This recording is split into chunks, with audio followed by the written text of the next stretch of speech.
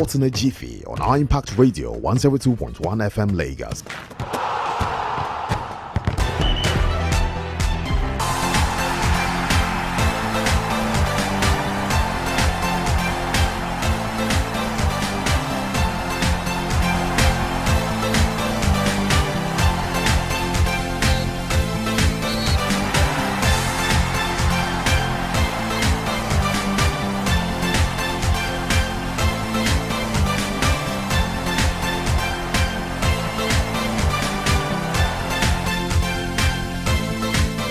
Top of the morning, sports fans. Top of the morning, listeners. Welcome to Sports in a Jiffy, the last edition for this working week. Great feeling to be here this Friday morning. Friday feeling TGIF edition, 18th day in the month of October, year 2024. The weekend is here, and yes, we go straight into wrapping up all of the matches that went down in the concluded part of the Matrix 7 in the Nigerian Premier Football League with you, as well as be sharing with you other top stories coming through from the ever exciting, ever dynamic, and sometimes controversial world of sport. Your early morning sport tonic is here, where we get to serve it to you fast with a lot of facts, and we'll make it compact for your listening pleasure, tiptoeing through all of the major stories that are making the rounds. Today's Friday. I'll be back here later this evening for 1 hour. I'll preaching the gospel sport to you from 5 p.m. down to 6 p.m. on Sports Up Show. You definitely want to be there. Today is Friday, and we'll be doing it just football. Bendel Insurance yesterday are now back to winning ways, and sweet feeling at the Dan Iam Stadium as Finidi Georgia and Rivers United once again are still unbeaten after 7 matches in the Nigerian Premier Football League. Time is going to tell, of course, whether or not Coach Finidi George will be able to replicate the form he had with Eyimba back then in 2021 when he won the Nigerian Premier Football League for the Ababe side. Also talking about the world of Formula 1 on the show this morning as we're preparing for the first of the last 6 races of the season. Lots of changes are looking to come into the world of Formula 1, and then we'll talk about the major European leagues. So matches set to go on the way from this evening across all leagues. So Manchester United, though, not too good news coming through is that, a couple of players are now going to be out injured, likes of Harry Maguire, Amad Diallo, and also Kobe Mainoo, who might just be missing the next 7 matches for Manchester United. One good news is that the guy that suffered heart surgery the other day is now back, and now possibly is going to be returning to play for them against Brentford this weekend. I was talking about Nazar Mazuri. Away from that right now, let's go straight into telling you about all of the stories I've got in store for you this morning. Don't forget, Ayode Jajiboye is my name, and you can keep track of all of this update and more by following us across all streaming platforms. We are live on our Facebook fan page at iImpact Radio 102.1 FM. You can watch us live on our YouTube channel at iImpact 102.1 FM. Log on there, subscribe to that handle so you can be the first to know whenever we go live. As well, you can watch us on our X formerly Twitter at iImpact 102.1 FM. To the switch of the back of the net right now, let us get the show on the road, and of course we're starting from the home front. Rivers United yesterday defeated Shooting Star Sports Club 3-0 of Ibadan 2-0 to climb to the top of the 2024-2025 Nigerian Premier League table with 17 points. Anieke Okon in Defreke Ekong, who scored 2 goals in the second half to help the former champions rising to the summit of the league table, while in Just Plateau United also defeated Remo Stars 3-1 with early goals from Franklin Ebuka in the 4th minute before completing a brace in the 71st minute. A goal each from Sadiq Abubakar in 64 and Malik Jabari in the 3rd minute completed the 4-goal thriller. Resurgent Ikorodu City picked up a valuable point on the road after a hard-fought 1-0 draw at Atland FC. Chukwuma Ago, who has scored in 16-minute goal, cancelled out Salah Yusuf early goal for the Lagos club. Katsina United also peeped the drowning Akwa United 1-0 to claim all 3 points at home in the match day 7. Rivers United are at top of the table with 17 points, closely followed by Remo Stars, who have garnered 15 points. Eyimba FC, Plateau United, and Katsina United are in 3rd, 4th, and 5th positions with 14, 11, and 11 points respectively. While at the bottom of the log, Ikorodu City have 5 points, Akwa United have 5 points, and Bayelsa United 6 points, are swimming in the relegation waters after occupying the 20th, 19th, and 18th positions respectively. Away from the home front right now, this is just 72 in bits and in pieces. Don't forget, I'll be back here later this evening to talk more about all of the actions that went down. A couple of matches to look forward to in the match week 8 of the Nigerian Premier Football League season. And of course, we'll talk about Anas Yusuf, the Nasarawa United striker, who has now scored 2 hat-tricks this season. Yeah, don't forget that this match, week 7, also had an hat-trick, making it twice. He's been able to score 3 goals in 2 games this season. Amazing feat from the National United striker, by the way. I'm talking about the MPFL. After playing a few home games away from home, Kano Pillars will now return to their original home at the Sani Abacha Stadium in Kano. Due to innovations going on at the Sani Abacha Stadium, Pillars had to move their home games to Muhammadu Diko Stadium in Katsina State. And according to reports that came through yesterday evening, Pillars have declared to return home for their home games through the remaining of the season. Sani Abacha Stadium, which is usually a fortress of the same Mesugida boys and their strong home records, played a key role when they won the league a few seasons ago. And away from that now, away from the Nigerian Premier Football League, of course, let's talk about age grade football. I'll talk about the Under-17 Women's World Cup, where the Flamingos, don't forget, they started off flying in flying colors because they were able to defeat New Zealand 4-1 in their opening game, scoring 3 goals in the first 30 minutes of that encounter. The coach of the Nigerian Flamingos, Bankole Olowokere, has now heaped praises on his players for their effort in the opening group match. The lads trashed New Zealand 4-1 on Wednesday to commence their campaign in the FIFA Under-17 Women's World Cup on a sound note. And the coach was excited about the outcome of the game and hoped for a better outing in the next game against Ecuador. However, Ecuador women team are now sending warning signals to the Nigerian Flamingos because they were able to comfortably win 2-0 over the host Dominican Republic. The host started the game on the front foot and tried to seize the control of the game. Ecuador were able to quiet things early on when May Guerrera's shot was blocked by goalkeeper Jalen Rondon, but was poked on by Valverde. Ecuador and Nigeria will come face to face in the second group match, which is going to be played tomorrow. We'll talk more about that in the course of the show this evening, 5 p.m. down to 6 p.m. on the Sports Up Show. 1 hour of banter, 1 hour of rage, 1 hour of views, reviews, and all of the interviews. Talking about sport on the home front this morning.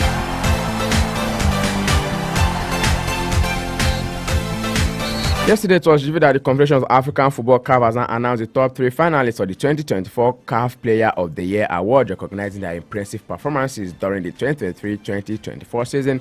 2 Nigerian stars, Ademola Lookman and Victor Boniface, made the shortlist, joined by Moroccan player Brahim Diaz. Lookman, who plays for Atalanta, has an outstanding season, helping the club to win the UEFA Europa League and earning the title of Atlanta's Player of the Year. Victor Boniface, as well a key player for Bayer Leverkusen, was also instrumental in securing multiple titles for his team, including the Bundesliga, German Cup, and the German Super Cup. He also made valuable contributions to the Nigerian Super Eagles. And third on the list is Brahim Diaz of Real Madrid, who completes the shortlist. The playmaker who had a major impact in his team's success, helping them win the La Liga, UEFA Champions League, and the Spanish Super Cup. His performances were vital for both club and country. And the winner of the African Top Football Award will be revealed at a special ceremony in Marrakesh, Morocco, before the end of this year.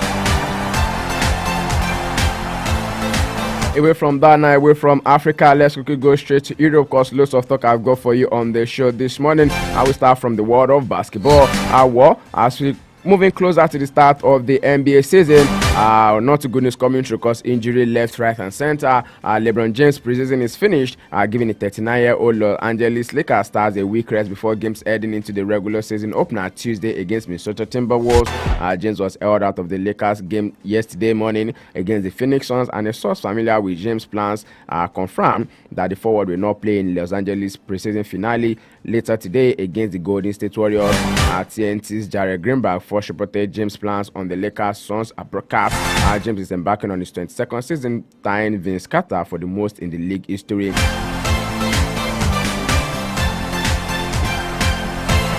Another news this morning, LA Clippers star Kawhi Leonard will be sidelined indefinitely begin the NBA season as he rehabilitates from inflammation in his right knee. Head coach T. Louis confirmed ahead of their game earlier this morning. The Clippers and Leonard are in the midst of a rehab process for the 2-time NBA Finals MVP that is aimed at bringing sustainability for him on the court through the season, and the franchise will be diligent and cautious to ensure his fitness long term. Leonard, who is 33, has neither played during the Clippers' entire preseason, which concludes this morning against Sacramento Kings, and not participated in any activity involving on-court contact during the training camp as well.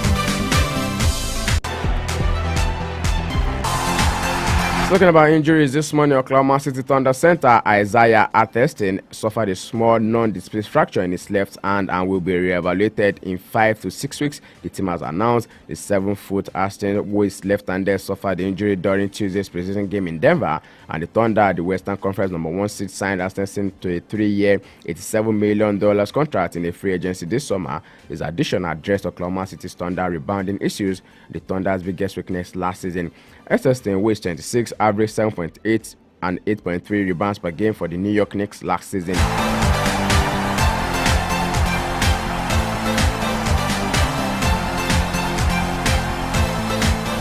Away from basketball news right now, let's go straight into the world of tennis. And of course, I've got amazing stories to share with you on the show this morning before we go into the world of Formula 1. Of course, from the greens of golf to the octagon of the UFC to the glory of boxing, I've got all of these stories for you. Starting with tennis this morning, I'll talk about WTA. Danielle Collins said yesterday that she will return to the WTA tour next year, a decision that comes 9 months after she announced she would retire at the end of the 2024 season. In a post on her official Instagram post yesterday, the world number 9 said and explained how her ongoing challenges with endometriosis and ailment that affect the uterus influenced her decision to prolong her career, noting, "Since I've not gone to plan." Collins stated she had previously said she wanted to retire so she could have children. And after losing a 3-set marathon to Igor Swiatek in the second round of the Australian Open in January, Collins told reporters the 2024 season will be her final award, while she remained steadfast throughout the year about her decision despite repeated questions about her future. She played some of the best tennis of her career in the subsequent months. In March, Collins won the biggest titles of her career at the 1,000 level Miami Open, and she followed it up by winning at the Charleston the following week. Still talking tennis stories on the show this morning, we'll go straight to the ATP, where lots of actions are happening. I'll talk about the 6th King Slam, where the likes of Jannik Sinner has once again defeated Novak Djokovic 6-6, 7-6 for in the other semi-final at the exhibition event that awards money but no ATP ranking points, and in Saudi Arabia's latest foray into tennis. Other games that were played yesterday with an eye on the Davis Cup, Rafael Nadal said he was pleased with his performance despite losing 6-3, 6-3 to Carlos Alcaraz at the 6 King Slams yesterday. The match against Alcaraz was Nadal's first since he announced last week that he would be retiring after playing for Spain in the Davis Cup next month. Nadal and Alcaraz played doubles together at the Paris Games and could team up again for Davis Cup. Thursday's match was the first contest for Nadal since his exit at the Paris Olympics in July.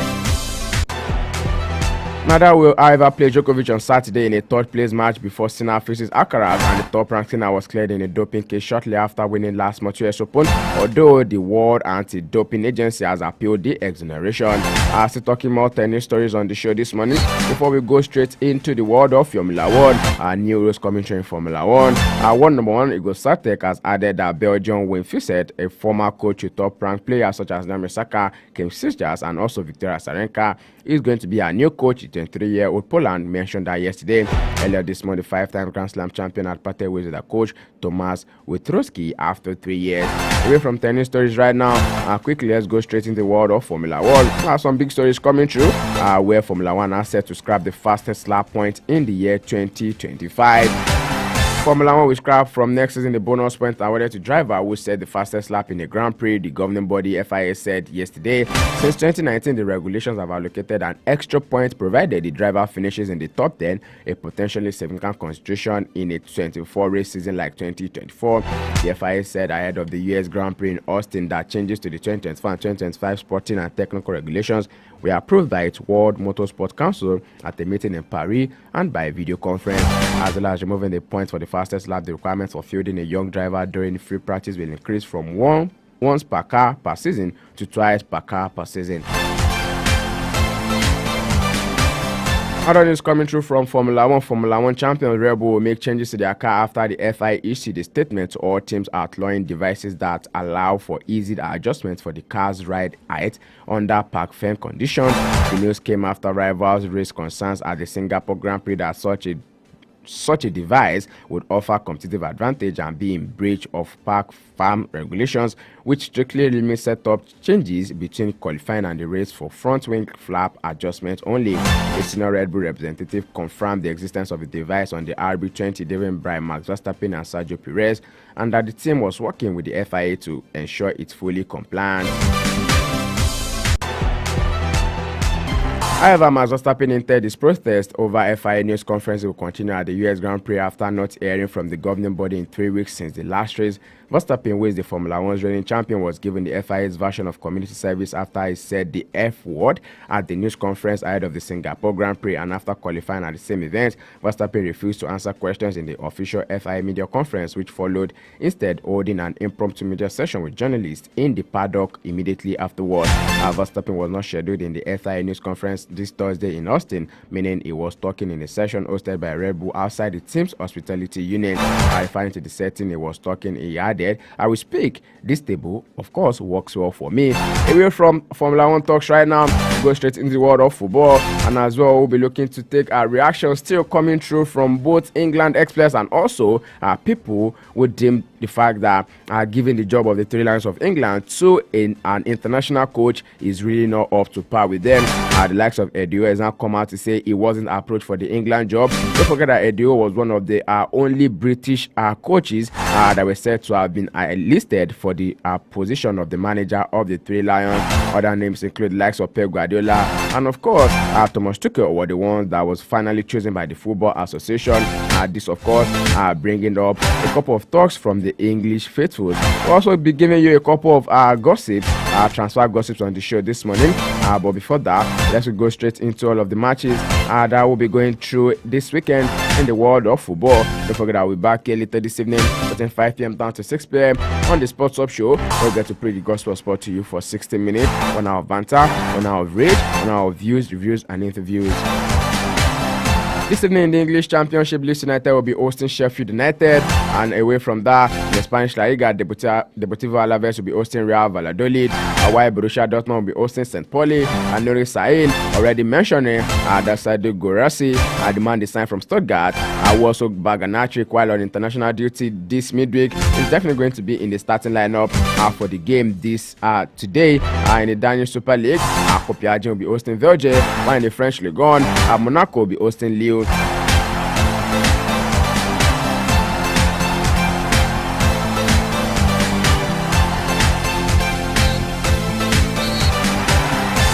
Before I wrap up the show this morning, let's go straight into a couple of transfer bids just as we have them on the back pages of the major dailies.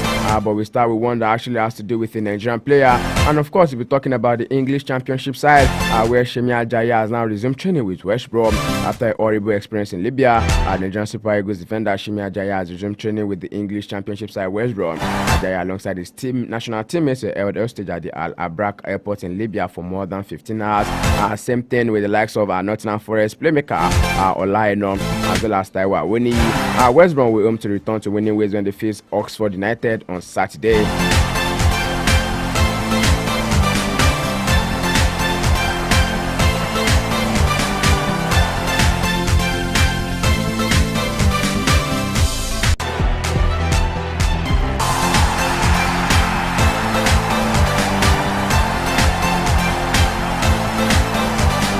More transfer talks on the show this morning, and it has been said that by any last minute change, it is very possible, let's say some 70% deal done now, that Christopher Nkunku might just leave Chelsea next summer. I wait to see how this story is going to develop. Of course, that is what is on the back pages of the major dailies this morning. Christopher Nkunku, do you also see him maybe as a Chelsea faithful that is going to be leaving Chelsea this summer?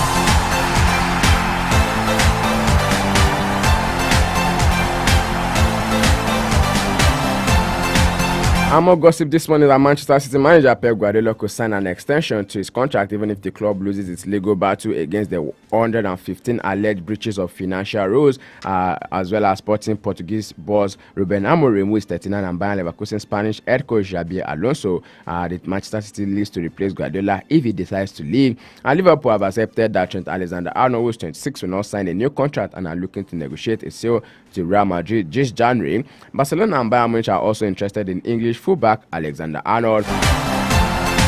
Arsenal Manchester City are among the admirers of 23-year-old Atlanta and Belgium midfielder Charles de Ketelaere.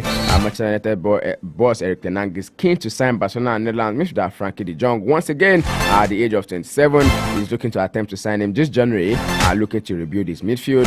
Still talking Manchester United, the team is said to be interested in Red Bull Leipzig and Slovenia forward Benjamin Sesko, with the ones try to sign before he opted to move to RB Leipzig, and is expected to depart the Bundesliga club next summer.